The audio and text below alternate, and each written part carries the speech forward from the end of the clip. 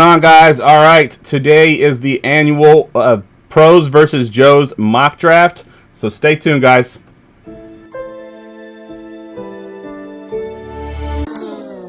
Fantasy football, you dealing with the best. Keep it hype, authentic, this ain't nothing like the rest. With the Armchair Fantasy Show podcast, give advice for all the listeners to improve your stats. Yeah, we live on goingfor2.com. Tuesdays and Fridays, this is what you want. Talking dynasties and daily drafts, and we just getting started, that ain't even the half. Yeah, so go ahead, tell your friends to join. Going for two, cause no one remembers the extra point. Hey, goingfor2.com, the Armchair Fantasy Show. What's going on guys? All right, welcome to episode 149 of the Armchair Fantasy Show. I'm your host, of course, Jeff Lambert. You can follow me on Twitter at JeffLambert77. Presented as always by goingfor2.com, and we are live every Tuesday night on Facebook Live, Periscope, and YouTube. Syndicated on all your major podcast networks, and of course streaming in the Going for 2 app for iOS and Android. As I mentioned in the open, tonight is our annual Pros versus Joes 12-team 1QB PPR Mock Draft. It's a Dynasty draft. Basically what we did is we had 6 Pros and 6 Joes do a 12-team league. The 6 Pros I got from Twitter, the 6 Joes I found on my Facebook pages. And they did a mock draft about 3.5 weeks ago, almost 4 weeks ago. And then what I did, I removed all the names, sent it to 4 judges that I trust, 4 guys that you're about to meet here in just a second, that they kind of went through and blindly ranked them 1 through 12. They weren't able to talk to each other. They didn't know whose roster was what. They didn't even know what pros were actually in the mock draft. So they had to rank them just blind, send them back to me. I scored it, and today we're going to count those rosters down 12 through 1. So let's go ahead and meet the judges. The first guy y'all should know very well. He's my co-host, Mr. Ryan Searfoss. I've been playing fantasy football since 2002. His first pick ever was running back Ricky Williams. Plays in about 7 to 10 leagues every year. And of course, he writes for us, and he comes on the podcast and also writes for Dynasty Draft Room as well. Ryan, how you doing tonight, man? Good, man. It's weird getting an introduction like that. I actually feel special on the show for a change. All right, good stuff. Also joining us is another returning guest, one of our favorite guests to have on the show, Mr. John Lobb. He's been playing fantasy football for 33 years. There's probably guys listening to the show right now that are probably like in their 20s. He's been playing longer than you've been alive. His first pick ever was Dan Marino. He's been writing for footballdiehards.com for over 20 years. And get this, he plays in 15 to 20 NFL leagues and then 7 to 10 college football leagues. John, man, how you doing tonight? I'm doing great, brother. Just for your show, I finally got my hair and my beard cut. Man, I was looking like a Viking about 4 days ago. But I said, I'm going for 2. So I got to look good today. So nice. It got me looking good and happy. Nice. All right, and the other judge that we have coming on, also one of our favorite guests. He's been on multiple times. JD from the GOAT District. He's been playing for 25 years. His first pick ever was QB Jake Plummer. Of course, his podcasts are the GOAT District, Quarter Milli Billies, Balling, and also the Dynasty Trade Center. He plays in 20 Dynasty leagues, about 100 to 150 best ball leagues, and then 5 to 10 big tournament redraft leagues. JD, man, how you doing tonight? What's up, guys? Always a blast to be on with Jeff and Ryan, and of course, my man John. John, I'm loving the coif, brother. It's looking good. Even a blind squirrel gets lucky at the barber once in a while. Good stuff. All right, and our fourth tonight's gonna be fun, man. Talking my favorite topic, roster construction. Definitely. Our fourth judge unfortunately could not make the show. Ironically, he had to do his own show tonight. His co-host actually double booked him. The funny thing is his co-host is actually part of the mock draft, so he actually ranked his co-host without knowing it. So it would have been cool to have him on, but unfortunately they're doing their show right now. But that's Eitan Mozia. He's been playing for 7 years. First pick ever was Mike Evans. Of course, he hosts the Dynasty Diagnostics Show and plays in about 7 to 10 leagues per year. And of course, over at the Diagnostics Show, their whole stick is basically doing roster construction, and they basically have listeners send in their rosters and they break it down live on air. So it's a pretty cool show that I was hoping to have Eitan here tonight to break it down. Unfortunately, he could not make it, but his scores are part of the mock tonight. So we'll go ahead and I'll mention where he has some of these guys as we go through this. Basically, let me explain the scoring really quick. So they, like I said, they ranked them 1 through 12. If the team got a 1, then they get 12 points. If they were ranked 2, they get 11 points, and so on and so forth. I added up all 4 of the judges' points, and then whoever had the most points obviously was the winner. So we're going to count them down in just a minute here. But before we get to that, let's go ahead and do the top rosters for each of y'all. Everybody had a different top roster, and everyone had a different bottom roster. So I want to go through the rosters here, your favorite roster and your least favorite roster. So Ryan, we'll go to you first. Your favorite roster actually was the 101, Team 101. Let me pull that up on my screen here. Go ahead and give us sort of a breakdown of what you thought of this roster, Ryan, and why you liked it so much. I know it's kind of garbage taking the team to have Chris McCaffrey because he's a super cheat code in fantasy. But yeah, they started with Chris McCaffrey, who obviously is fantasy gold. They added, I guess, it'd been Lamar Jackson at the turn on the come around, and so they have Lamar Jackson QB, McCaffrey, David Montgomery, and James Conner. So they have 2 running backs, 2 quality guys, top 24 running backs there. They have Julio, who's going to give you top 10 production, almost guaranteed. Then you have some some guys with some high upside with Will Fuller, and then they took a chance on Henry Ruggs. And they have Breida, who's going to give you value late, as well as Marvin Jones as a late pick, who's consistently underrated in fantasy. So I like what they're doing there. They have some depth, and they have a ton of high upside guys if they stay healthy. Yeah, I love it. I think the real reason that Ryan liked this team, don't lie, Ryan, they have Lamar Jackson and Mark Andrews. They have the Lamar Jackson and Mark Andrews stack. You're the Ravens fan. That's why you picked it. That's why you got it. Combining that with, I mean, you have a top 5 player at almost every single position, and that's huge. Yeah, agreed. It's a great top end. I have a couple questions on the bench with O.J. Howard and Paris Campbell being there. I'd like a little bit more depth there, but I love what they did in the top end of that roster, and I think you can do a lot with it. Yeah, I agree. I think that's a good roster. All right, John, we'll go to you, and you actually like the 102 in this draft. Let me pull up the 102. I'll kind of call out their team for everybody listening on audio. The starters are Deshaun Watson, Saquon Barkley, Aaron Jones. Receivers are Kenny Galladay, Tyler Lockett, T.Y. Hilton, tight end Zach Ertz. In the flex spot, they got Kerryon Johnson. And on the bench, they got Phillip Lindsay, Brandon Ayuk, Baker Mayfield, Sammy Watkins, Jonnu Smith, and Manny Sanders on the bench. So, John, give us your thoughts on this roster and why you liked it so much. First, I'm old enough to remember I picked up Thurman Thomas off the waiver wire in 1989. So that's how old I am, okay? No one knew that Thurman was going to be Thurman yet. Even though we had seen a great game against the Bengals in the playoffs the year before, and then the Bills exploded. But the point is, I'm a running back guy. They have 2 of my top 5 running backs, Saquon Barkley, Aaron Jones. Bottom line, I have a potential for 30 to 35 touchdowns scored between those 2 running backs. I'm looking at almost 3,000 yards from scrimmage out of those 2 men in the backfield. They are rock solid studs. I can't even imagine drafting a team with those 2 type of running backs on it. So I'm completely pumped. Now, I love Kenny Galladay. He is, again, another top 5 receiver for me. I will eat at the Kenny Galladay feast anytime I can get a hands on him. I love him. Tyler Lockett, underrated. T.Y. Hilton, I don't love.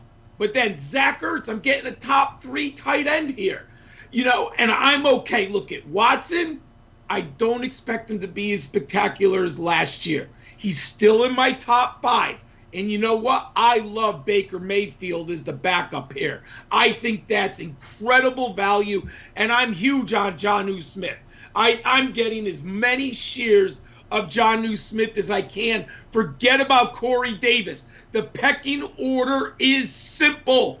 It's going to go A.J. Brown to Jonnu Smith. Those are the 2 reads that Ryan Tannehill is going to have all season long. Nice. Love it. Yeah, that's a very good roster there. I do like it as well. So, JD, your favorite roster was the 106. Read the roster off real quick.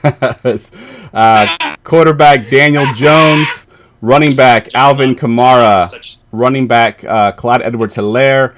The receivers are A.J. Brown, Calvin Ridley, Deebo Samuel, tight end Darren Waller. In the flex, they got Kareem Hunt. And then on the bench, we got N'Keal Harry, Hunter Henry, Tony Pollard, Latavius Murray, Brashard Perryman, and Kirk Cousins. So, JD, man, give us your thoughts on this roster and why you loved it so much. I was just saying there, John Love's such a professional. He segued into my roster here with A.J. Brown. But I'll say this, because of my ever-changing player values, which change on a minute-to-minute basis. I thought this show was last week, remember? So I looked at this thing last week, and that's when I kind of ranked these rosters. And I looked at it again today, and I had to, I had a couple changes in my opinions, but I do like the 6 roster. When I'm looking at a roster, it's not necessarily the individual players, it's the combination. It's like a Rubik's Cube for me. It's having a nice balance. So what I like about this roster is Kamara is, for me, possible 101 this year. Not just running back, just overall in Dynasty. CEH is the one rookie running back that I think can finish as a number 1 producer as a rookie. And I mean, those two combined with their catching power, the offenses that they're in, I'm super comfortable. Love those two combined. And then, like John mentioned, A.J. Brown. For me, he might even be my 1B here. I'm a big Ridley fan. I think Ridley blows up this year. You hear it often, the Chris Godwin of 2020. But I really like all 3 of these guys. And then as a wide receiver, too, my boy Deebo Samuel, that guys are just kind of... just sleeping on him this year. Everybody's thinking Ayuk's coming in or Jimmy G's not throwing the ball enough or whatever it is. I think this is a nice, solid 3-receiver roster with 2 monsters at running back. And the balance that I like are at the QB and at the tight end position. I'm not a big Waller guy, but this roster also has Hunter Henry. So for me, if Waller doesn't keep producing the way he did last year, Hunter Henry's a guy that can easily outperform him this year. He can easily finish as a top 5 tight end this year. So the combination of those two, and then at quarterback, Daniel Jones, schedule comes out, everybody freaks. It's month of May. Holy crap, what are we going to do? Daniel Jones, I invested. No, man, relax. Okay, we don't know what these defenses are going to look like necessarily in the next whatever amount of months. So Daniel Jones combined with Cousins, those are 2 quarterbacks, again, for me, that are being undervalued right now. I think that Minnesota offense is going to be throwing the ball a bit more than we think, especially if maybe Dalvin misses a bit of time, which I don't think he will. But even if he doesn't, I think that Cousins balances out nicely with Jones. And then on the bench, I mean, you've got some nice pieces in Pollard, Murray, and Perryman. Look, these are not shiny dynasty pieces that people are coming at you to trade for. But I'm looking at my starting roster. And then how my bench is going to help me through the season. And guys like Murray, obviously behind Kamara, you've got that safety, so your RB1 is always locked. A guy like Pollard should see a bit more action this year, maybe tapped a bit with CD going there. But, again, he's just a nice piece. He's not a guy you're going to rely on. He's a guy you might need 1 week, 2 weeks. And then Perryman, I think, is going to be a nice kind of wide receiver fill-in on a lot of rosters that you can get for cheap right now. So the bench is not my favorite, but I love the balance. And the last thing that I actually didn't mention is Kareem Hunt. Kareem Hunt in the flex is money, because this guy can either give you a nice floor all the way through the season, or he can blow up and become an RB1 for you on a weekly if he either gets traded or if Chubb gets hurt. Yep, good call. Yeah, I love Kareem Hunt this year. I think that at the end of last year, I think he outscored Chubb in PPR points at least. So yeah, he's definitely a good one there in the flex for sure. All right, let's flip the script now. Let's go with your least favorite roster. And Ryan, your least favorite roster was the 105. Let me call that roster out here real quick. It is quarterback Russell Wilson, running back Cam Akers and Devin Singletary. The receivers are Devontae Adams, Juju Smith-Schuster, Devontae Parker. At tight end, they got George Kittle. In the flex, they got Mike Williams. On the bench, we got Preston Williams, TJ Hawkinson, Brian Edwards, Anthony Miller, Chase Edmonds, and John Brown. So, Brian, what's your beef with this roster? It's not really beef with that. There's a lot of question marks for the running backs for me. I love Cam Akers, but there's a potential he could be in a committee, and it could be a late breakout with him. And we know Singletary's going to be splitting carries now with Zach Moss, and he's going to have no real chances in the red zone between Moss being a power back and Josh Allen just being a hog down there. I'm still not fully on board. I like the receivers. I'm not as fully on board as Parker as a lot of people are. You know, they did back off with Preston Williams. And I just realized that wasn't my bottom team. It wasn't? That's what I had. No, I'm looking at the picture. I had Team 11 as my 12. Oh, my fault. Jeff's I'm like gonna have to reading through talk when I to see my rankings. I'm sorry. Jeff's gonna have to talk to his staff. Yeah, I'm going to have to talk to my staff. I'm Somebody made a going to have to mistake. reprimand them. All right. Gotta get new interns.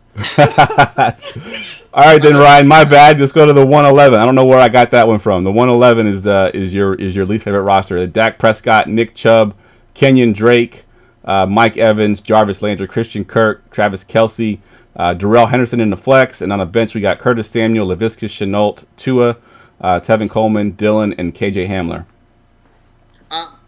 Okay, I'm going to start with the positive there. I love Mike Evans there, and I think you have a lot of upside with Kirk. Long term, though, we're going heavily on Nick Chubb, who we're talking in committee.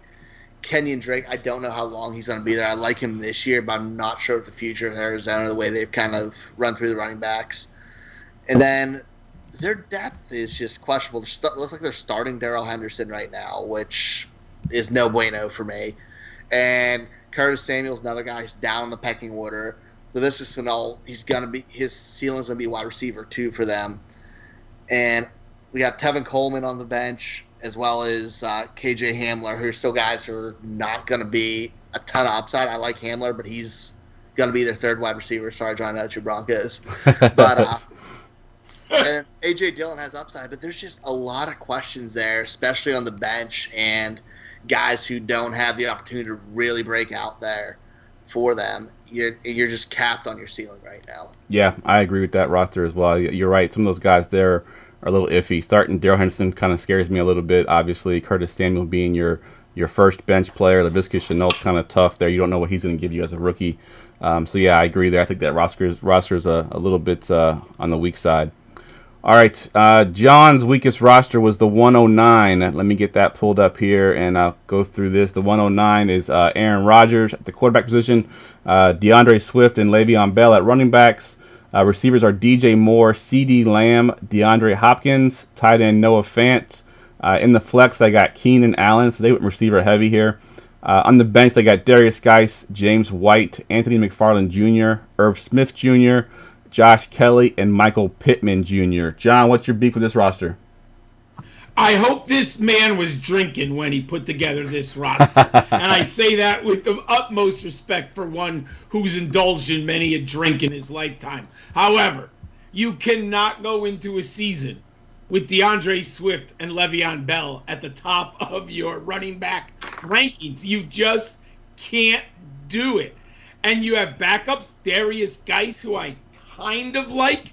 I prefer him as a fourth running back. I mean, let's be honest. We haven't even seen him play 5 games yet in his career.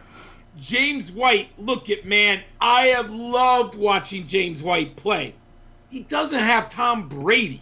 Right now, it's Brian Hoyer and Jared Stidham, which I can't believe those words are coming out of my mouth, that New England has Brian Hoyer and Jared Stidham at the top of the depth chart.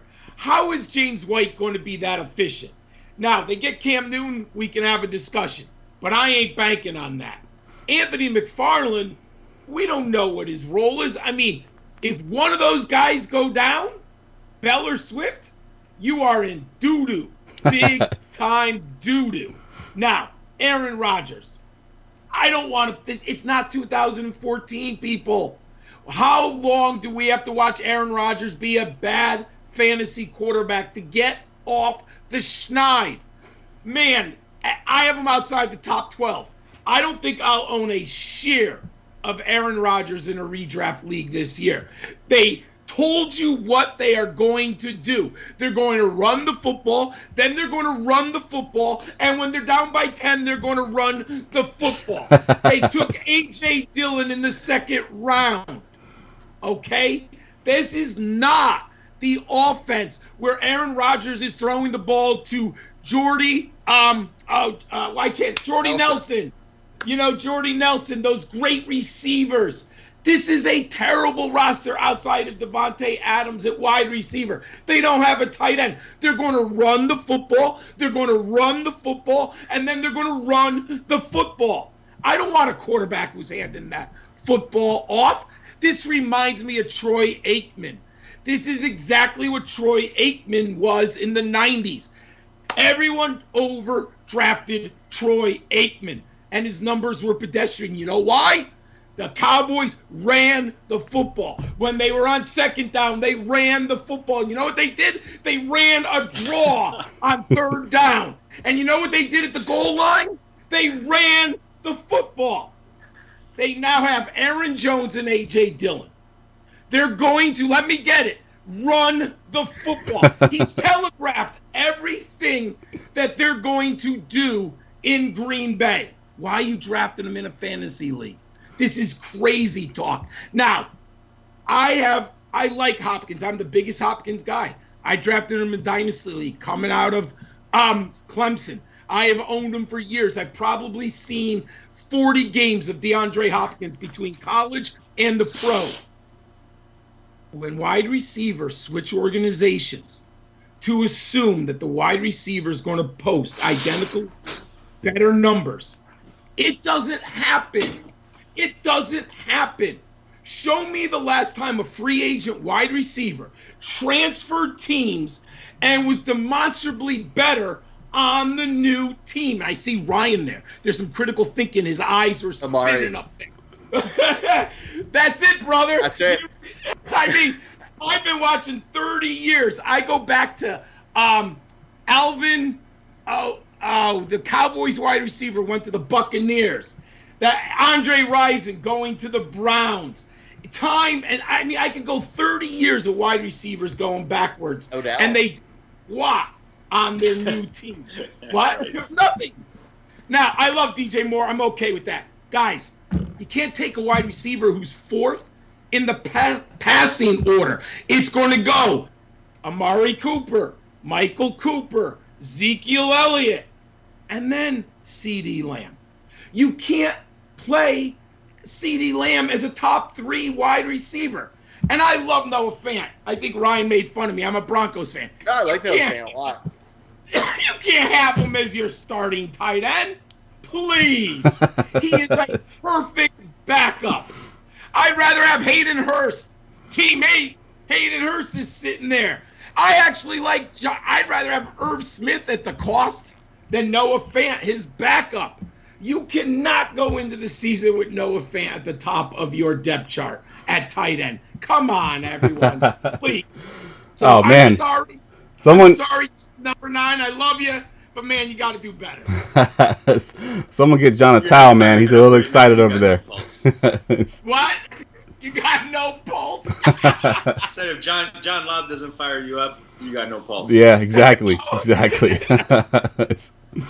All right, JD, your least favorite roster was the 103. Let me read this roster off here for you. It is Patrick Mahomes at the quarterback position. We got Keyshawn Vaughn and Raheem Mostert at running back. Michael Thomas, Amari Cooper, Jerry Jeudy at the receivers. Mike Gesicki at tight end. Jalen Reagor at flex. And then on your bench, you got Marlon Mack, Zach Moss, Robbie Anderson, Antonio Gibson, Sam Darnold, and Thaddeus Moss. JD, what you think of this roster here?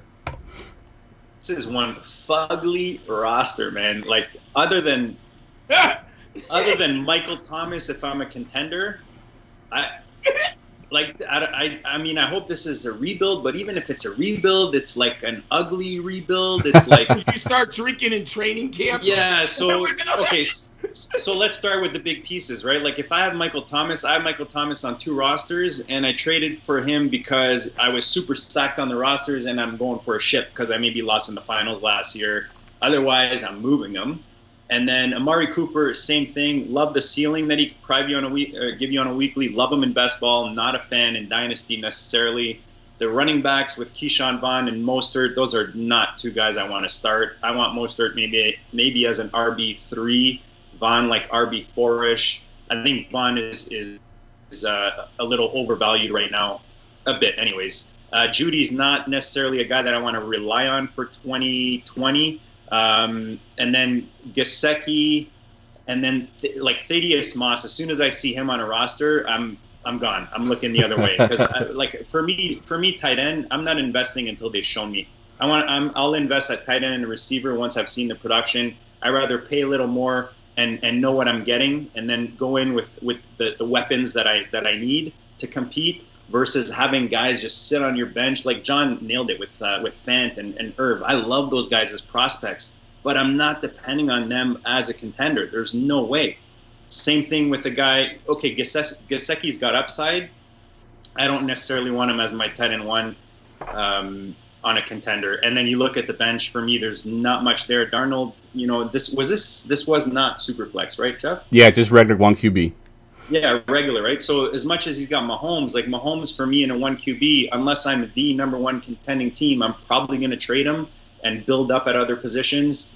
So for me, it's just there's not enough pieces to compete. And then if you're in a rebuild, I don't know. I find like this is the one roster I was going to say before we started. Like this was hard because a lot of these rosters were actually really good and really well balanced. So I think we had to nitpick on a lot of these, but this one for me was the clear 12th spot, I guess you could say, out of all these rosters. All right. I remember the guy, Alvin Harper. Yes. Who was sensational with Dallas because he could run the 9 pattern deep, and no one could cover him deep. But once he was on Tampa Bay, it was like, oh my God, you suck. We've seen it. So now I think Hopkins will be good. He's not going to do what he did in Houston. No way. All right. Now we got everybody all fired up now.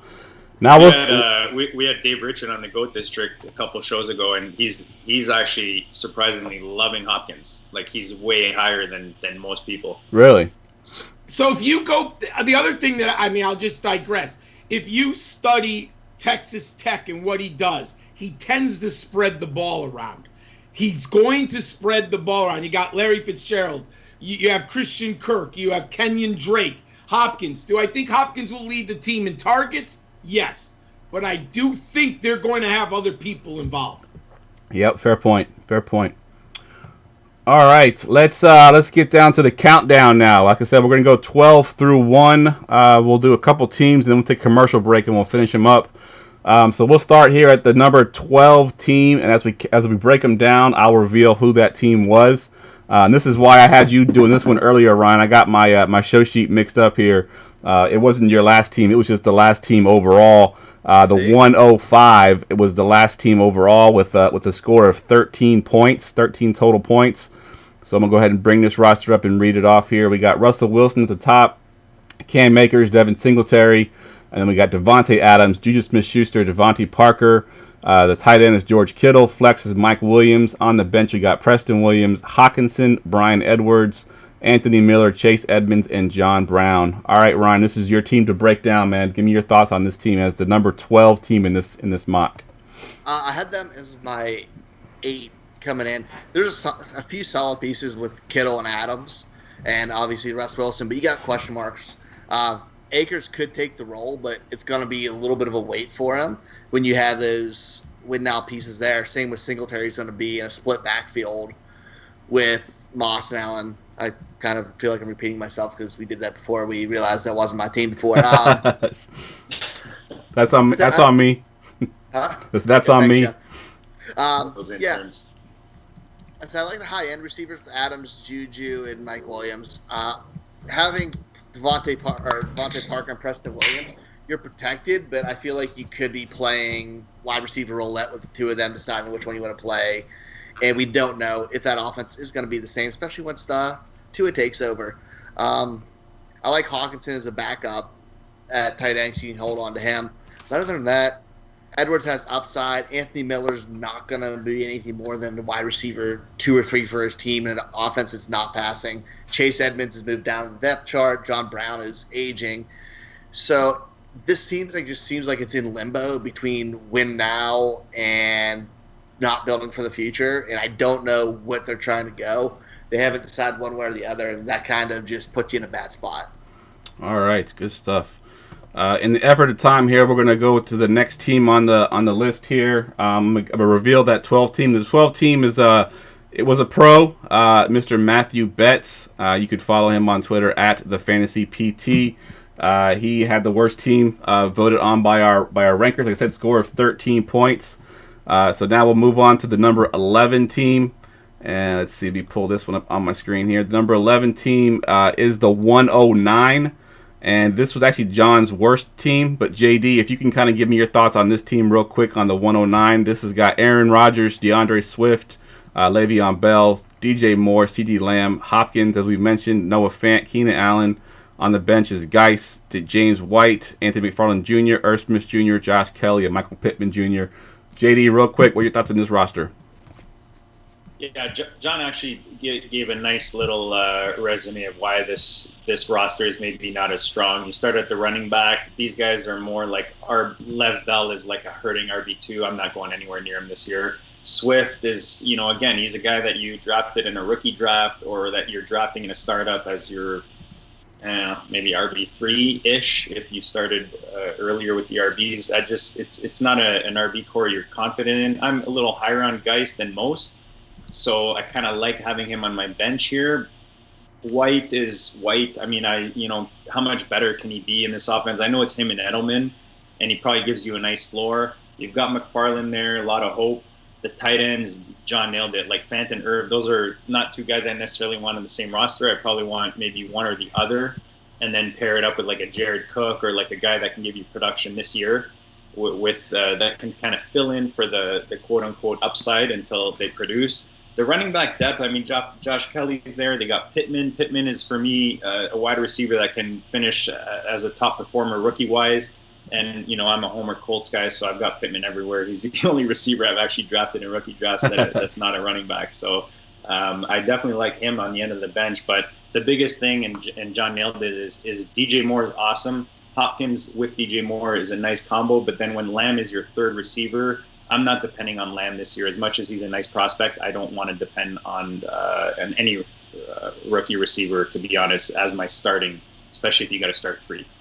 All right, yeah, good stuff there. I agree with all those points y'all both made. All right, we're moving on to the number 10 roster. And the 10 roster drafted from the 107 spot. So we haven't talked about this roster at all yet. So this roster, they went running back heavy here. This roster is Drew Lock at quarterback, Joe Mixon and Jonathan Taylor at running back, Brandon Cooks, Robert Woods, and Hollywood Brown at receiver. Dallas Goedert at tight end, J.K. Dobbins, the rookie, at the flex spot. And then on the bench, we got Melvin Gordon, Ronald Jones, Jamison Crowder, Jack Doyle, Matt Stafford, and Deontay Johnson. John, we'll go to you to give a breakdown of this roster here. What you think of this roster? So it's fascinating because I actually think their backup quarterback, Matt Stafford, should be in the starting position over Drew Lock. And again, I like Drew Lock. I'm acquiring him in 2 quarterback leagues, best ball leagues. But look, he should not be your number 1 quarterback. He's not in my top 12. That is way too bullish for a young man who made some mistakes last year at times. I wasn't as high on him as others coming out of the draft. Look, he's got great pieces around him, but he's still only a second-year player. So Stafford saves the quarterback position because I think Stafford's going to have a huge year, and I'm kind of acquiring shares very cheap of Matt Stafford this year. So I like that. Now, I do love the 2 running backs. Mixon and Taylor are great. I mean, that is the way to put together a running back clubhouse. Knock on wood, Mixon doesn't hold out. I'm not until training camp, I'm going to hold judgment on who's holding out, who's not. There's a lot of chatter, a lot of agents, organizations are putting information out there. Let's hope Joe Mixon arrives in camp and he plays. The wide receivers, too much risk here. I like Brandon Cooks, but man, he is not an every week play. He could go 2 for 20 1 week, and he can bottom, next week go 3 for 70 with the touchdown. Way too much volatility. And I like him there. Plus with Will Fuller, you got 2 home run hitters there. I don't want Cooks as the number 1 wide receiver. Robert Woods I like. I think he's a great second piece. But Marquise Brown, you can't construct a roster. with two identical pieces like Cooks and Brown, who both can go 1 week 5 for 40 combined, and the next week go 7 for 180 and 3. You just can't do that. You won't win. You need consistency. Now, Dallas Goedert. He's the second tight end on the Eagles. Even if Philadelphia plays a ton of 12 personnel, where is Goddard in this pecking order? Alshon Jeffrey should be back. Miles Sanders is a pass catcher. You have Zach Ertz. Deshaun Jackson, who knows what he's going to do? They just drafted Jalen Reagor. I like Dallas Goedert, but I can't start the season with him at the top of my depth chart. Now, I actually like Jamison Crowder better than Marquise Brown. I mean, that's looking at the backup there, because you could play Crowder with Cooks, because Crowder is consistent and Cooks is volatile. So you could do that together. J.K. Dobbins, look it. I know Ryan's a Ravens fan. I wouldn't even start him on this roster. Not yet. I'd put Melvin Gordon over him. Melvin Gordon's going to start. Now, Dobbins is a great piece later in the season.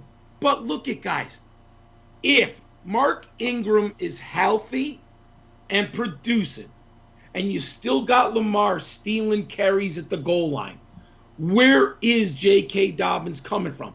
Unless something happens to Ingram. And I love Dobbins, especially in Dynasty. Love him in Dynasty.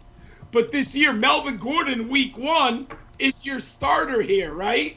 And then and Deontay Johnson is a nice chess piece late in the draft. All right, good stuff. And there's some chatter on Facebook that I want to just kind of talk about real quick. Oh, no. So all the guys that are obviously in this mock are watching the show to see where their rosters rank. And they're You should have told us that. So they're discussing a few things like the Drew Lock, Matt Stafford thing. Obviously, in a Dynasty draft, Drew Lock is going higher than Matt Stafford just because he is younger.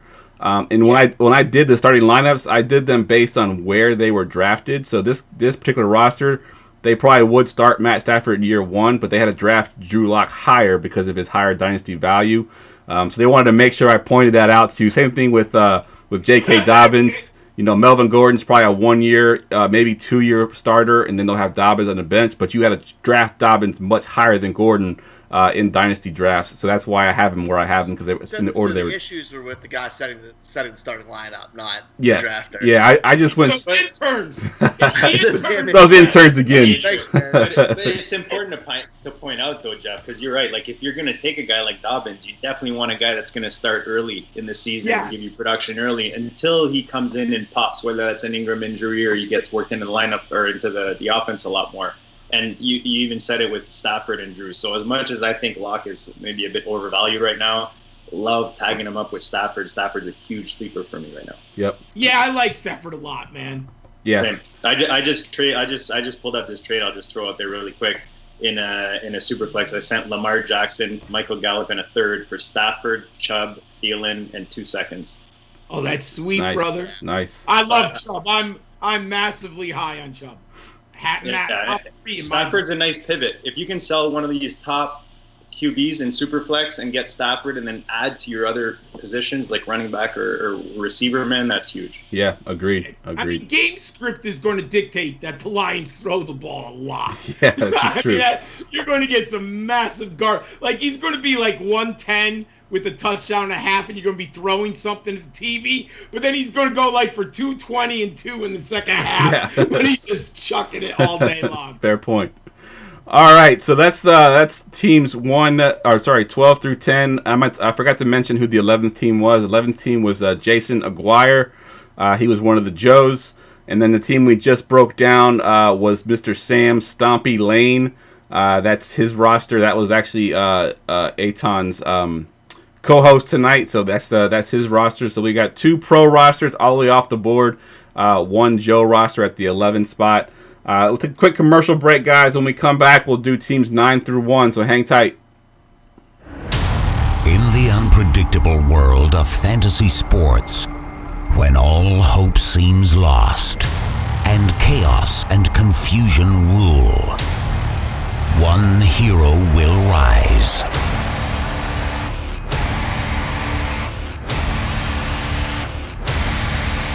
And change everything.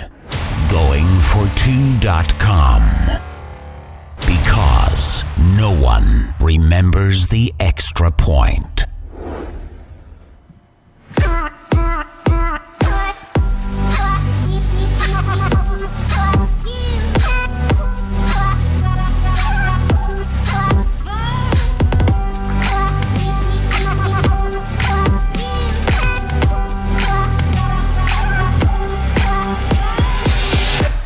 All right, guys, welcome back. I'm here with Ryan, John, and JD, and we are counting down the mock draft pros versus Joes. We are up to the ninth team, and the ninth team is the team that drafted from the 111 spot. So let me pull that roster up here. We got Dak Prescott at the quarterback, Nick Chubb, Kenyon Drake at the running backs, Mike Evans, Jarvis Landry, Christian Kirk at the receivers, Travis Kelce at tight end, Darrell Henderson at the flex, Curtis Samuel, Laviska Shenault, Tua, Tevin Coleman, A.J. Dillon, and K.J. Hamler. And this was Ryan's ranked number 12 team. So we did talk about this roster a little bit already. So, JD, if you can give us your quick breakdown on this roster real quick and tell us what you thought of it. I actually didn't hate it as much. I kind of like the running backs with Chubb, Drake. We just talked about Chubb and you know, his value as an RB1. Drake, for me, if you're contending this year, he's definitely a nice piece to have. If I'm not, I'm definitely going to sell him. But as your RB2, I mean, you saw the ceiling he offers you last year. Agree with like guys like Hamler on the end of your bench, Dillon. I don't mind having a guy like Tevin Coleman there. Darrell Henderson's not a guy I'm high on, so I'd probably slip Coleman in there. But then you don't have much on the bench, right? You got Curtis Samuel there. Tua as your QB2, we don't even know if he plays this year. I mean, Dak is solid. He's a guy you're going to play every week. But you still want a guy that if you need to slip in, that you can slip in for sure. So I don't know that I would want Tua as a contender now. And if you've got Evans and Landry, Kirk is a nice wide receiver 3 with huge upside. I think he's actually a guy that's undervalued right now. So I really, really like the starters on this roster until you get to the flex spot. So Kelce as your tight end, obviously Dak as a top QB. So he's actually very solid. It's just everything after that, it gets a little rough. So it's hard to support this roster moving into the season. And then if you're an actual rebuild or you're looking kind of long-term dynasty-wise, then you've got a lot of pieces that maybe you need to think about moving in Drake and Kelce, you know, even Prescott. Like if I'm in a 1 QB and I've got Prescott and I'm not competing this year, then I'm going to move him. So I would maybe trade, like, you know, again, it's hard to put scenarios in this because we're just kind of given the rosters. But if I'm looking to move some of the guys on my bench to get guys that can help me more this year, then this is a roster that I don't mind going into the season to compete. All right, good stuff. Good breakdown. I like it. All right, and that roster was from one of the Joes, Mr. Cody Randler, on Facebook. Cody's watching actually right now, and he saw his roster come up on it. He's like, damn it, fuck me. Like, number 9. So, all right. Sorry, Cody. But I think the roster's definitely got some promise there. Like I said, it is Dynasty, so it's tough to kind of look, 2-3 years from now what the roster will look like. But I think JD hit it spot on there. I think Darrell Henderson's a tough spot to have in your flex, and then your bench is a little bit weak. All right, we are up to the number 8 team now, and we are going to the 103 roster, which I don't think we've talked about. Actually, we have talked about this roster already. This is JD's number 1 team, actually. This was Patrick Mahomes, Keyshawn Vaughn, Raheem Mostert. Actually, no, it was JD's. You're number 12. I'm sorry. Yep, number 12. Sorry, I'm getting all my notes. I don't have any beer tonight. He's not listening. So I'm drinking water tonight. So when I drink my beer, I'm a lot more on point. Tonight I'm drinking water, so I'm not doing so well tonight.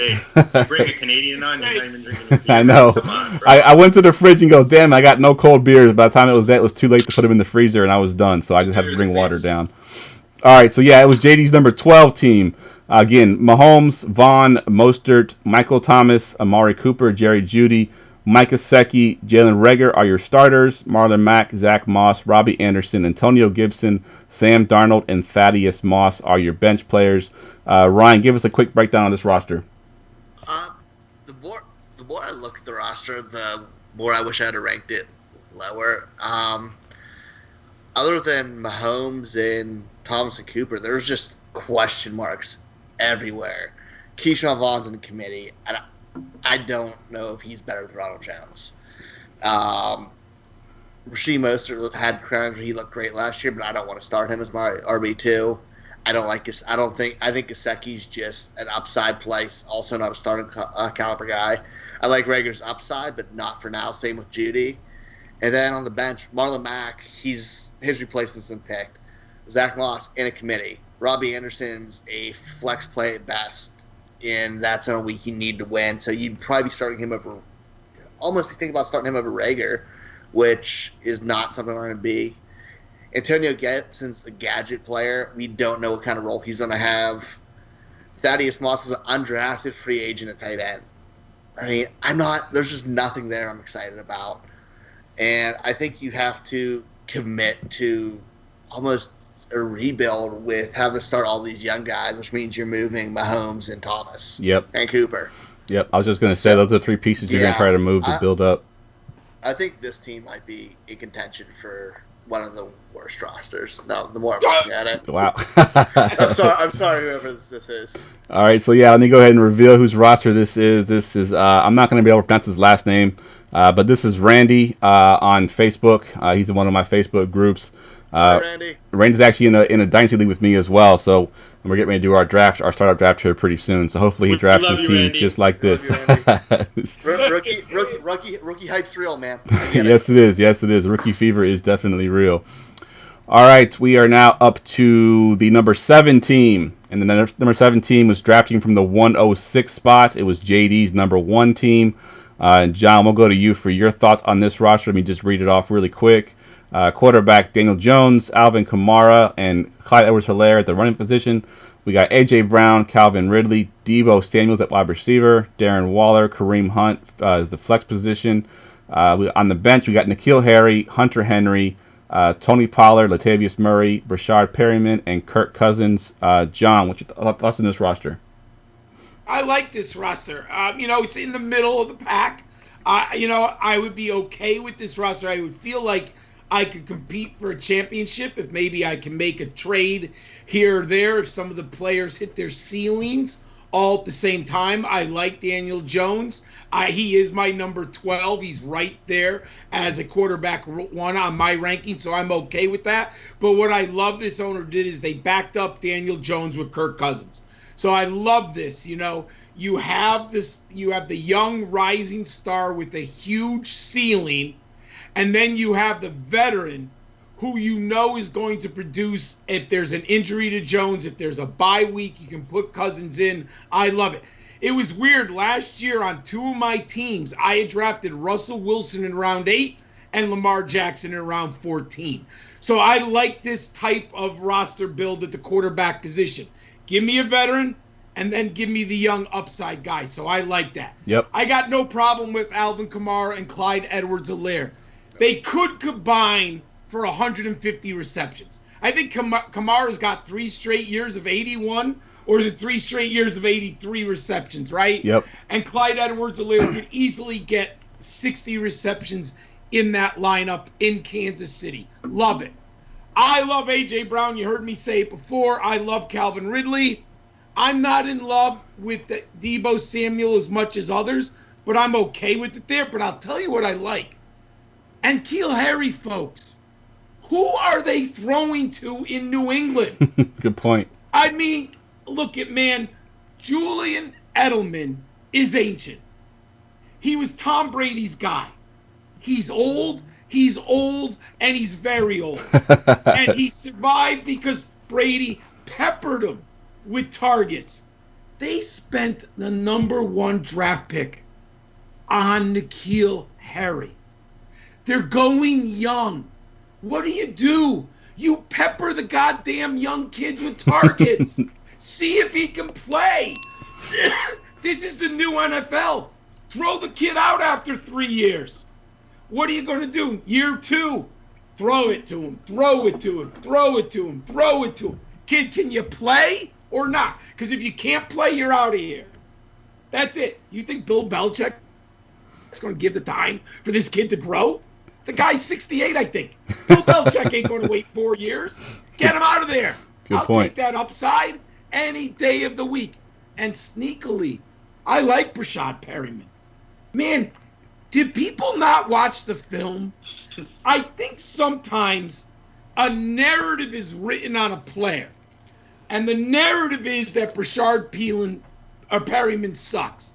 Guys, watch the film. He was great the last 6 weeks of the season. Yep. He played better. He's a good piece, and he's cheap as hell. I'm getting Brashad Perryman in best ball leagues all over the place. He's going to start. I mean, they got rid of Robbie Anderson. They got Jamison Crowder and Brashad Perryman. I love that. So he's got pieces there, and I agree. Kareem Hunt is a nice little value, and I'm very comfortable with Darren Waller as my starter at tight end. Yep, I love that. And I just pulled up the draft sheet here, and he actually got Brashad Perryman with the second to last pick at the 13-6. So that's an awesome bio. I'll take that any day at that cost. Yep, agreed. Jeff, I just want to add with Harry, if I think my team can contend like I'm seeing on this roster, I'm probably going to slap a pick with some N'Keal Harry and trade him for a guy that I think he could be. You know what I mean? Right. So I'm gonna basically eliminate the risk by adding a pick and upgrade to a guy that I know can give me that production, as opposed to hope that he hits if I'm a contender. Harry's one of those pieces for me where I rather buy up a bit to some guaranteed as opposed to hope that he hits and that he can help me this year if I'm contending. Right. That's a good point. I like that. All right, so let me reveal this roster. This is actually one of the pros. A friend of ours, been on the show a couple of times, Mr. Ray Garvin. You can follow him on Twitter at RayGQ. He has an excellent podcast. You can check it out on YouTube, and as well as all your major podcast networks. It's called Destination Devy, part of the DLF network. I love listening to that guy. He knows his rookies very well. So definitely check out Ray Garvin. He's great. Yeah, he's a good dude. He's very good, dude. He knows his stuff. He definitely does. That's why I like this. That's why I like N'Keal Harry. Yep. He knows his stuff. All right, now we are up to, let's see, where are we at? We're at the number 6 team, right? Yeah, we're at the number 6 team, so we're at the 108. This is the 108 roster. I don't think we've talked about this roster yet. No, we haven't. So this roster is quarterback Kyler Murray, running back Dalvin Cook, running back Josh Jacobs, receivers are DK Metcalf, Terry McLaurin, Adam Thielen, tight end Austin Hooper. In the flex, we got Denzel Mims. And then on the bench, we got Sony Michel, Mecole Hardman, Matt Ryan, Hayden Hurst, Nyheim Hines, and Alshon Jeffrey. And we are going to JD on this one. JD, what's your thoughts on this roster? Yeah, when I initially ranked this, I had it as my 7th roster, but this is one of these rosters where today when I opened up this spreadsheet, I was like, God, I really like this roster. If I can switch out Hooper for Hurst and keep Hooper as my tight end 2, I mean, that's a nice 1-2 combo, whichever one you start. I'm not big on Hooper this year as I've been in the last 3 years, but I do think that Hurst goes into a nice situation. I would even, again, I'm always trying to compete now, and if I have the pieces to do it, why not? I mean, look at the receiving core. You have DK Metcalf, F1, and McLaren, and then Thielen, who I think is way undervalued this year. Dalvin Cook and Jacobs are solid at RB. I might even, again, if I'm competing, I'll throw Hurst and Ryan as my stacks at QB and tight end, and I'll move the hype with Murray, and I'd get myself like an upgrade at another position, probably in the flex spot. So if you look right now, you've got Mims. I love Hardman on my bench. I don't mind Michelle on my bench. Hines is, I think he's like, a bit too overvalued with the whole Rivers thing. I don't know that he's necessarily going to be doing much with Mac and TJ out there. Alshon Jeffrey, sneaky wide receiver on your bench right now. He could be, as long as he's healthy, comes back, him and D-Jax could be 1A, 1B out there in Philly. So this roster to me is actually a lot nicer than I initially thought. I would, Mims, again, not going to depend on him this year. Maybe you throw Jeffrey as your flex. I don't know.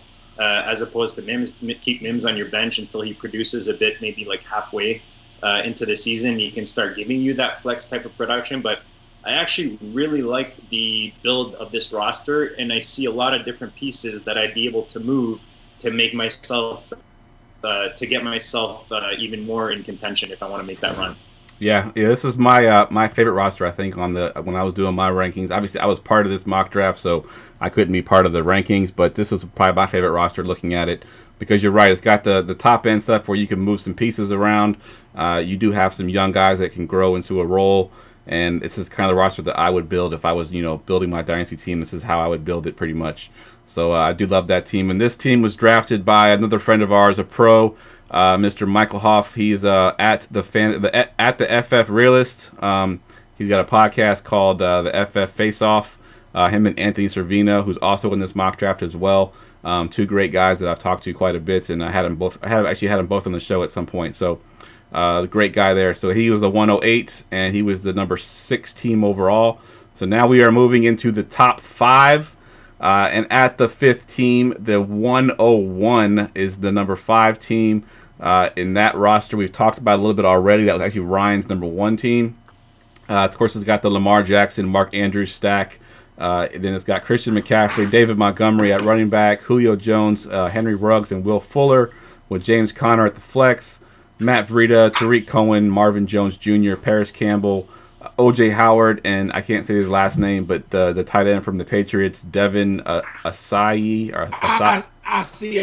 Asiai. Okay, I'll just let you say that one. All right, and this one we're going to John on this one. Give us your thoughts on this roster. All right. Wait, I lost my page for a second. What number are we? 101. Oh. Look it, man. When you have Christian McCaffrey and Lamar Jackson, you're going to be in competition for the championship belt. There's no question about it.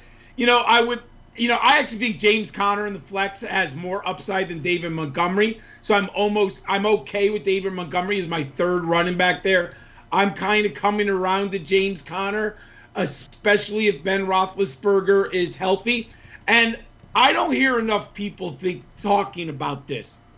The Steelers are going to be a defensive-oriented team with a veteran quarterback. I've seen this playbook. I'm an old man. How do you protect ancient quarterbacks?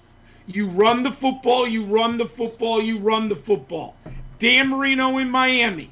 John Elway in Denver won 2 Super Bowls. Peyton Manning was a stiff his last year with Denver at quarterback. He could barely throw the football. What did Denver do? Killed the opposing quarterback and ran the football with C.J. Anderson. They won a Super Bowl. You know how you're going to protect Ben Old Man Roethlisberger? You're going to run the football, you're going to run the football, and then you're going to run the football. That's why you draft Anthony McFarland. That's why you have Benny Snell. That's why you have James Conner. They have a lot of depth in that backfield. And you know what? You're going to run the football.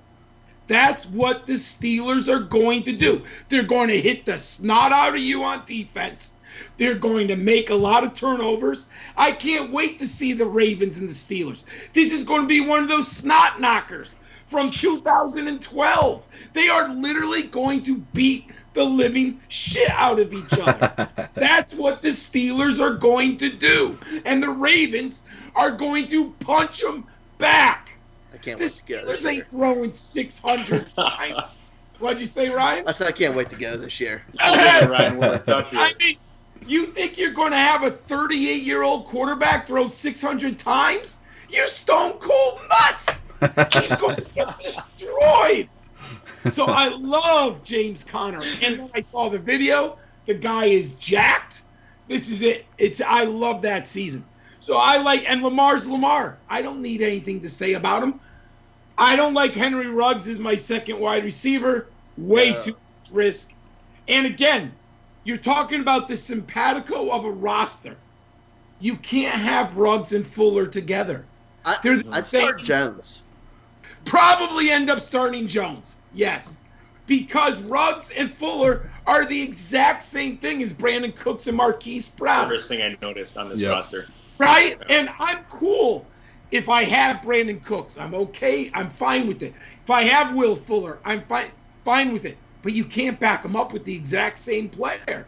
Yep, good point. Just can't do it. It's not worth it. And Mark Andrews is Mark Andrews. He's a super stud. So I love the upside of Mark Andrews and Lamar Jackson together. All right, yeah, good stuff here. Good stuff. That roster was from one of the Joes, Mr. Alex Juarez on Facebook. So that's a great roster. Comes in at the number 5 spot. So he's in the top 5. So good job there. If you noticed, I went out of order. I skipped over Ryan. I did it on purpose for this next team. I want him to break down this next team. I wonder whose team it is. This was drafting from the 112. Let me read this roster off to you. Jared Goff, Miles Sanders, Chris Carson at running back. We got Chris Godwin, Cortland Sutton, Odell Beckham Jr. at receiver. Tyler Higbee at tight end. In the flex, we got Tyler Boyd. And then on the bench, we got Mark Ingram, Darius Slayton, Alexander Madison, Justin Herbert at quarterback, Miles Boykin, and then Darrington Evans. Ryan, this roster is beautiful, right? Yeah, I may have moved it down a spot or two just because I knew who it belonged to. But from a roster construction, I really like it. The Miles Sanders, Chris Carson, there's a lot of upside at the running back position. They both kind of worry me a little bit. Sanders just because they're kind of just bringing a bunch of guys to run it with them, and Chris Carson's health always concerned. But I love Chris Carson if he's healthy. I think he's a stud. Wide receiver wise, you have Godwin, Sutton, and OBJ, which could just go bananas. You could have 3 guys there with wide receiver 1 potential there, and Tyler Boyd gives you a huge floor flex. Ingram and Darius Slayton on the bench are both going to be who could both be big time producers, and you can start if anything happens with any of the running backs. You could end up starting Ingram very easily. Alexander Madison's looking a lot better now with Alvin kind of at limbo, and then Miles Boykin he should be Baltimore's number 2 wide receiver this year on the outside, and Evans has upside too, being he's in that run heavy offense. There's a lot to like there. QB-wise, I wouldn't mind an upgrade with Goff and Justin Herbert, but I think it's some move you could make pretty easy. Get somebody. Yeah, so obviously until we got to the quarterbacks, I was just picturing Ryan's fingers just going through Jeff's hair, well done, Jeff. Jeff's just it's kind of like on my show, if I really like my trade and I get to talk about it, just everybody talking good about it. You're like. Just keep coming. I will say this: if Jeff had drafted Matt Stafford as his quarterback, I might say that's the best. It'd be money. It would, right? It would be money. Jeff, this is a really well done roster, man. It's a really nice roster. Appreciate it. It is a nice roster, but you can't have Justin Herbert as your only backup, man. Hey, probably right. You're probably right. But in a 1 QB league, I can risk it. Well, right now he's probably trading Madison with all the hype for get himself a little package with an upgrade IB maybe. Yep. Yeah, Ryan knew right away this was my team because this has a bunch of quote unquote my guys on there. Chris Godwin, I got high. Cortland Sutton, I've drafted everywhere. OBJ, I'm not super high on, but I got him at the 4-1, which is a ridiculous wide value. Receiver 3. Crazy, yeah, crazy value. I don't think you've had a rookie draft without getting Darrington Evans yet. Yes, I've gotten Evans pretty much everywhere. And Miles Boykins is my boy too. I think he has a good season this year. He's definitely going to be a flex-worthy guy. So, yeah, Ryan knew right away that was my team. So, all right, we are moving into the top 3, and we have only 1 pro left, and we have 2 Joes. And the next roster up is the number 3 team, and it's drafting from the 104 spot. And we're going to go to JD to break this roster down. So I actually really like this team more than I initially. Or we're looking at what, the 4 or the 3? Yeah. The 104. Right? Yeah, hold on. Let me give the roster out real quick, JD. I forgot to do that part. So QB Josh Allen, running back Ezekiel Elliott and Austin Eckler. Receivers are Cooper Kupp, Allen Robinson, Michael Gallup. At tight end, they got Rob Gronkowski. In the flex is Todd Gurley. On the bench, we got David Johnson, A.J. Green, Damian Williams, Rashad Penny, Tom Brady, and Julian Edelman. All right, go ahead, JD. So this is one of the rosters I looked at this morning, and I liked it way better than where I ranked it. Look at the running backs. You've got Zeke. As much as I think Eckler's a sell in Dynasty right now because he's at his ceiling, as your RB2, you're pretty. It's like almost a luxury what I really like about this roster is the bench. I mean, you've got David Johnson, you've got Damian Williams and Rashad Penny. I mean, Rashad Penny, whatever, but Damian Williams and David Johnson on your bench behind Eckler and Elliott. I mean, you're set at running back. And then at receiver, Kupp, A-Rob, Gallup, three of my favorite receivers. You're solid at receiver. And then you've got A.J. Green, who, I'm contemplating taking him in the 10th round of this 15-team IDP right now, just because the upside on this guy every week is a wide receiver 1, and he might be revived out there in Cincy with their rookie quarterback coming in.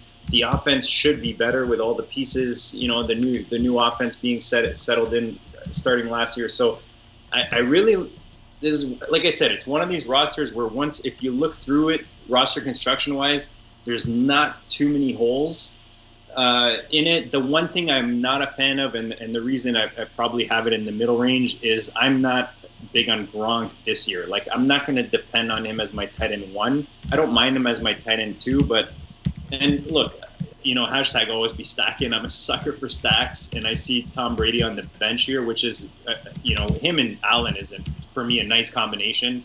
Like John Lobb talked about, having your younger upside guy with your older kind of floor that you can put in there anytime you need him. But the biggest weakness for me, I would have to say, even Gurley. Sorry, I didn't even mention Gurley in your flex. So again, running back is solid, receiver is solid. The biggest weakness I see here is Gronk. But look, if he performs how a lot of fantasy does see it, and you're able to kind of stack him with Brady on those weeks where Allen's not going for you, I actually like this roster, like I said, more than I ranked it. It's a very solid roster all around. Yeah, I agree. It's definitely a good roster. And I don't know who's typing, but we can hear every keystroke that you're making over there. You got heavy fingers there, whoever's typing. So we had a question on YouTube from one of the guys that were in the mock. He wanted to know what the scores were of the top 5 teams. So let me go ahead and give the difference there. So all top 5 teams actually scored 30 or above. The number 5 team, which was Alex Juarez, had 31 points. My team had 32 points. The number 3 team was 35.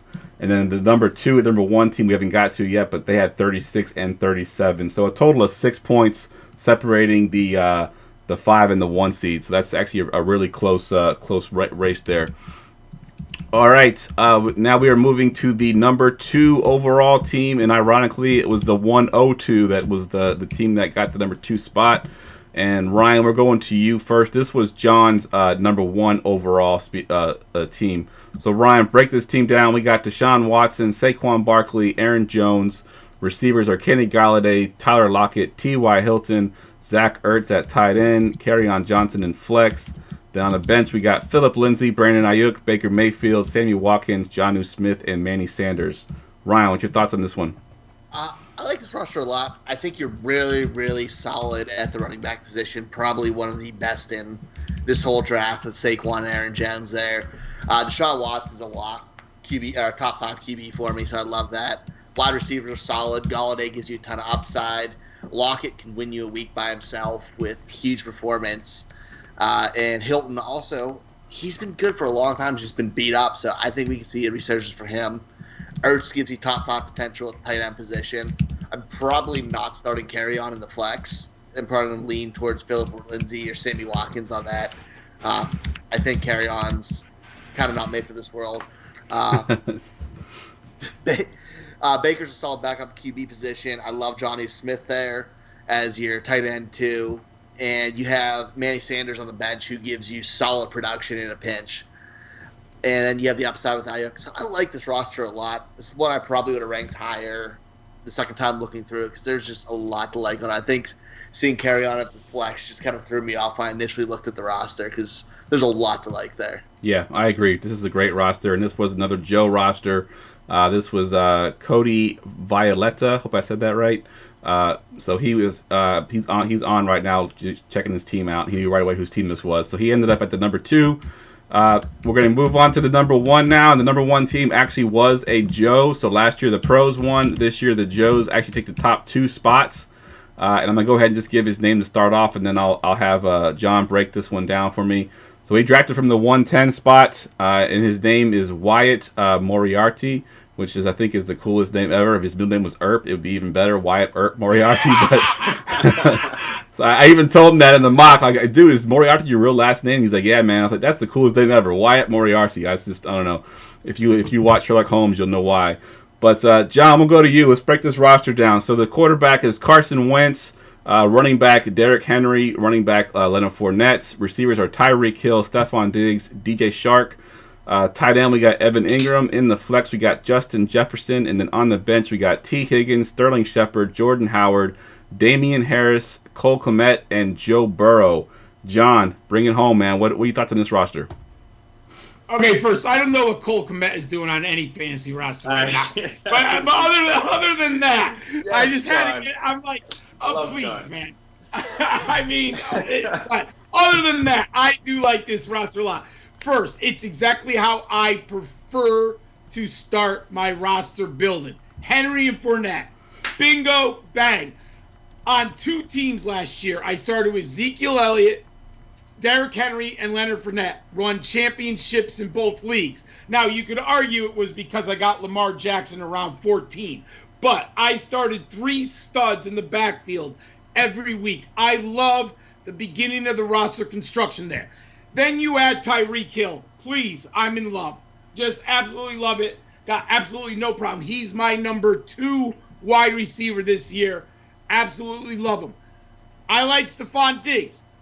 He's nice. He's like Brandon Cooks, what we were discussing. He's volatile.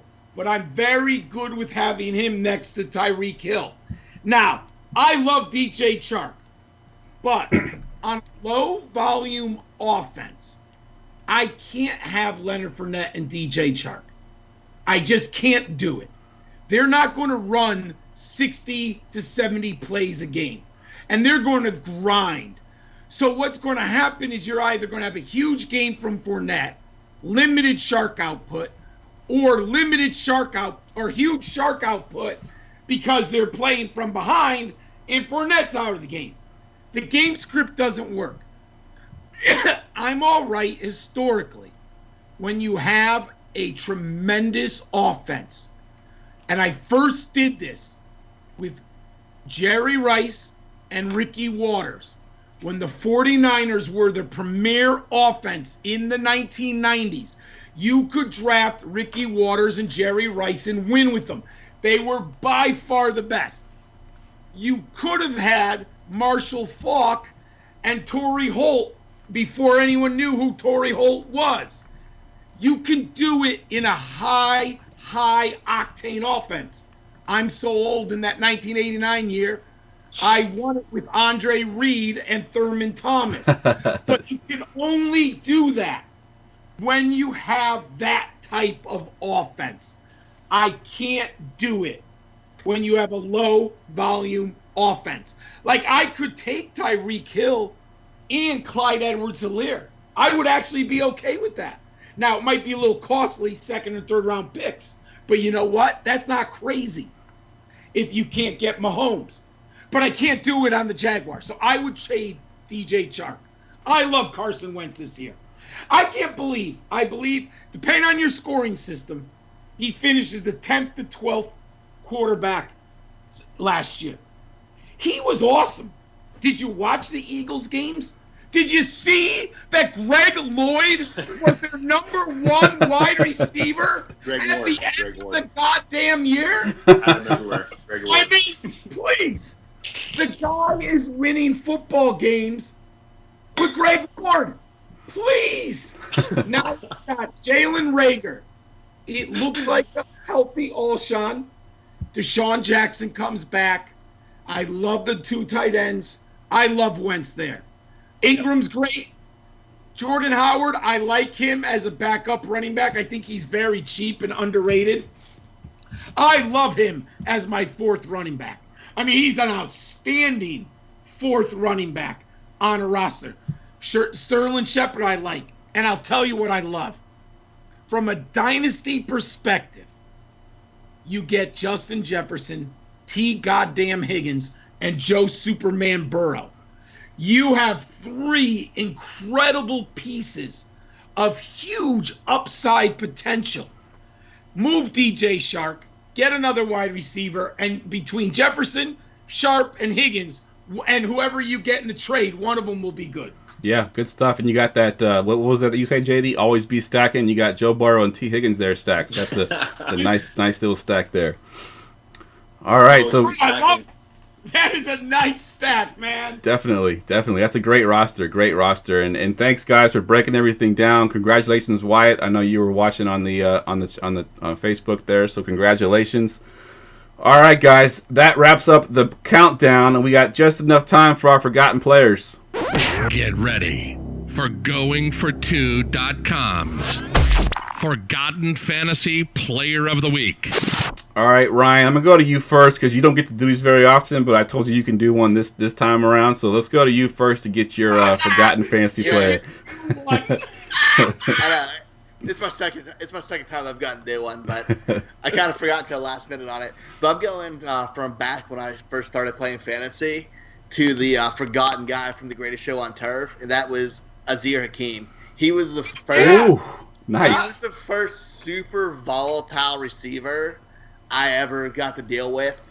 He had a 677-yard, 8-touchdown season, followed by a couple 700-yard seasons. Plus, he was giving action on punt and kick returns. He was a guy he'd start in the flex. When we talk about the roster construction, which I wish I know a little better about back then. You put him with a solid guy who's performing every week.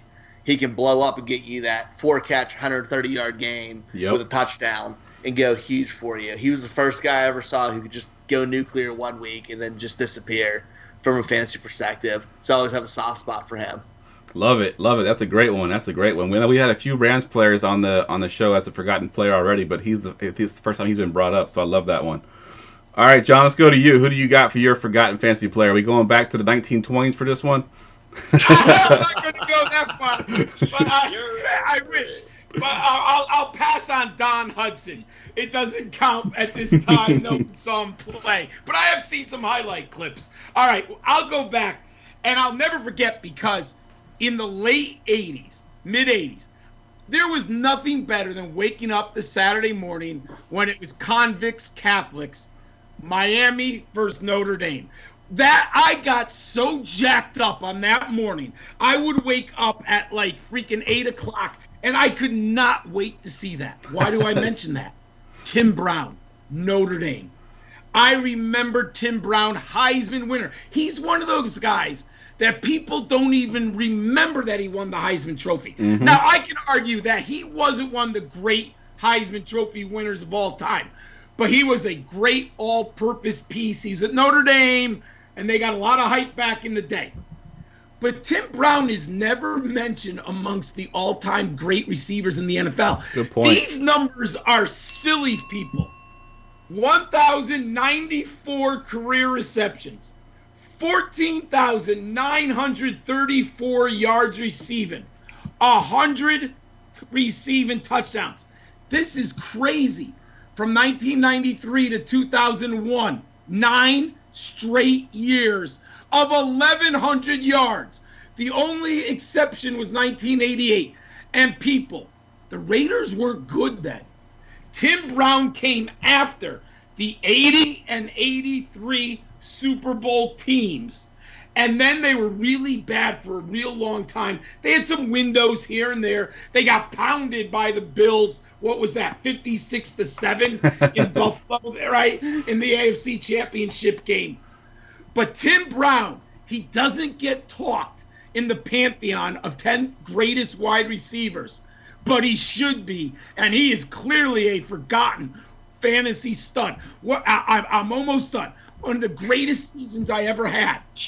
I had Isaac Bruce, Tim Brown, and Michael Irvin on a fantasy team. Nice. I will never forget that team. Oh, my God. Tim Brown was great, man.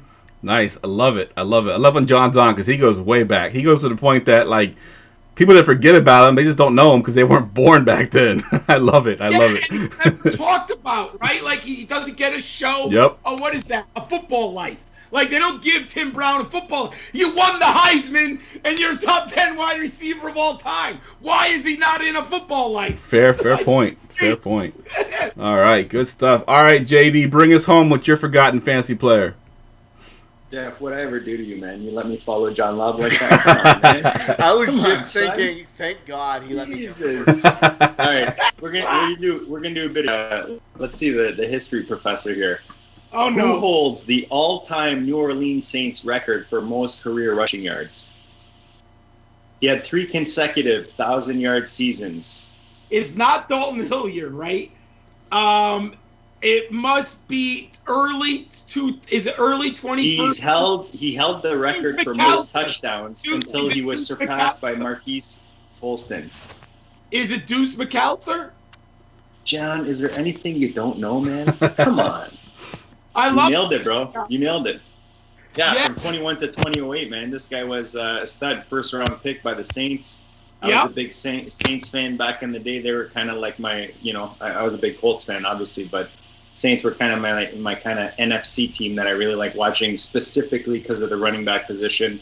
And this guy, he put up some pretty good season. He had 4 seasons over 1,000 yards, 69 receptions in 2003, and like I said, it holds a couple of records. So just one of those guys that I kind of forgot about. So I figured maybe Fantasyland did as well. Yeah, he was a good player, man, and he was like a pass-catching dual threat before people even played PPR and stuff. Right. He was definitely an underrated back, no question about it. Love it. We had 3 great ones tonight. I love it. All right, guys, let's go around the room really quick. Plug your Twitter handle, plug your show or where you write or whatever it is you want to plug. JD, we'll just go to you first since we got the camera already on you. Go ahead and plug your stuff here. Yeah, man, you can find me at Goat District. Anything Dynasty, anything fantasy, man. Dynasty, best ball, redraft, doesn't really matter. We got the Goat District, which is kind of the flagship. It drops at least on the weekly. We've got Ballin', which is all about best ball. The Quarter Milli Billies, which is kind of my co-host Dan and I, the at Overhyped Sleeper, no E on the end. We like to take some adventures out there in the FFPC and try to win us some cash. So the Quarter Milli Billies this year are going to be back as the Half Milli Billies, and we got our entry chasing that $500,000. So you can follow us there. And actually, we just started getting a little active on the Instagram, the IG, as my wife calls it. So why don't you follow us, Goat District FF. And Jeff, Ryan, John, I love you, man. Ryan, Jeff, this is always a blast. Last year was fun, and this year was no different, man. So I appreciate you guys having me on. Definitely, man. Definitely. Always glad to have you on the show. All right, John, what you got, man? Well, I'm going to plug something that I'm doing with Ryan at dynastydraftroom.com, man.